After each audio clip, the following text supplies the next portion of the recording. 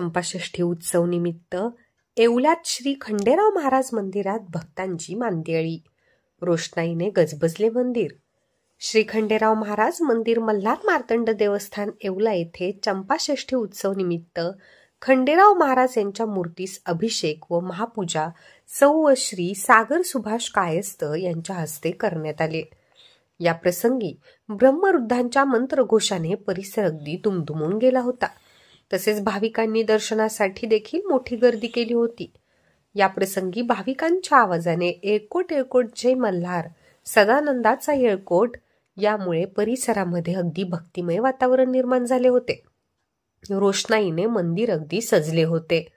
तसेच खंडेराव महाराज यांची गावातून सर्वज्ञ पालखी मिरवणूक व खंडेराव महाराज यांचे जागरण गोंधळाचा कार्यक्रम रात्री 11 वाजता देखील होणार आहे, अशी माहिती विश्वस्त श्री खंडोबाज देवस्थान येवला व श्री खंडोबा महाराज उत्सव समिती यांनी प्रसार माध्यमांशी बोलताना सांगितले.